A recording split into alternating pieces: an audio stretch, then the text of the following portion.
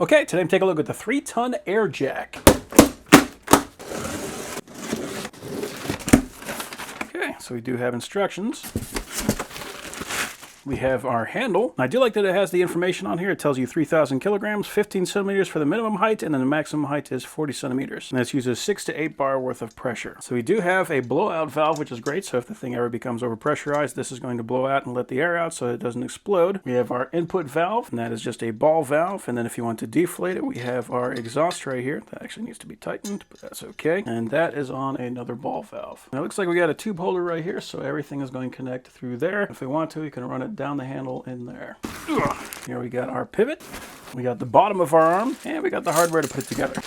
So I do like that we got thicker wheels than we normally see on these things, and also the wheels do not come in contact with the ground when it is down, so we don't have to worry about messing up these wheels. And we got our tube. There we go. Okay, cool. So that is already attached. So this is saying that this is going to get attached right here. It's calling this the tracheal tube. That's cool. It actually says it is 8 by 5 millimeters. So 8 millimeter outer diameter, 5 millimeter inner diameter. If you ever need to replace that, we can actually do that. So these are the bolts we're going to use to attach to the base, and they are still nylon lock nuts. And the reason we're using these is because they are pan head, so you'll have a flat surface on the bottom when we are done. And drop those nuts on. So this is kind of a tight area. I'm going to cheat. I'm going to use a magnetic nut driver just because this is going to make that much easier. There we go.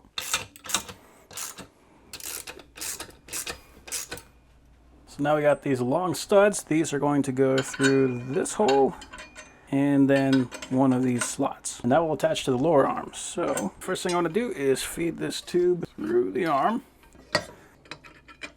And then we're going to use the 13 millimeter nuts. And then I'll go on either side. We'll do the same thing there for ease of access.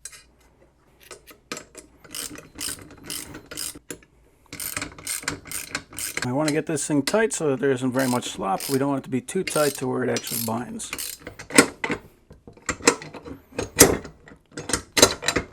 Cool. So the rest of these are going to be 10 millimeter. So I want to feed the tube up this arm and then pull out that slot. And these plates are just going to act as a reinforcement to hold everything together.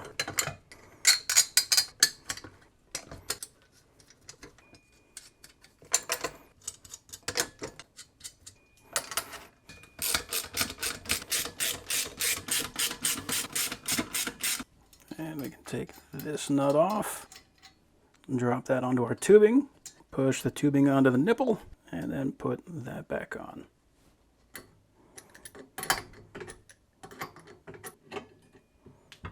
So that is it. We are now good to go. So it said to use 6 to 8 bar, which is approximately 87 psi to 116 psi.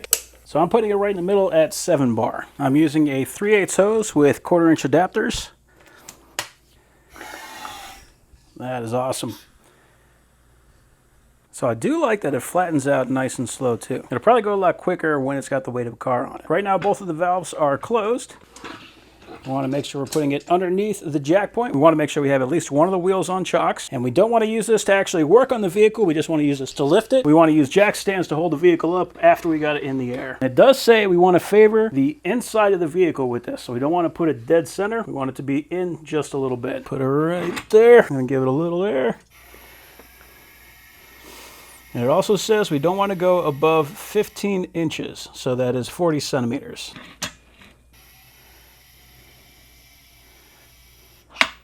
So now we should just lift.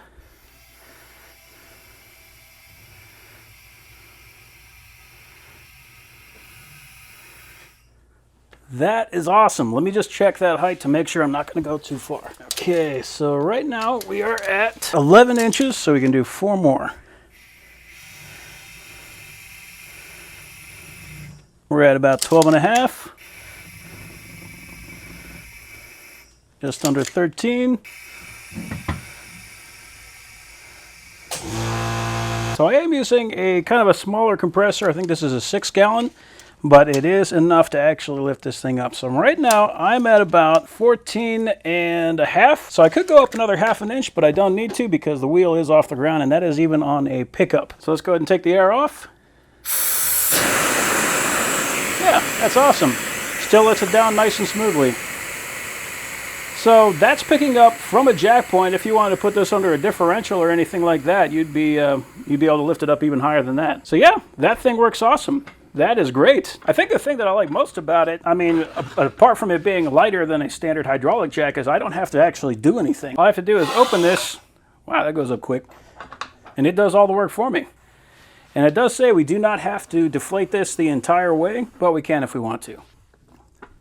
So the minimum height, we're looking at about 5.5 inches, which is perfectly fine for my truck. So yeah, that is an awesome jack.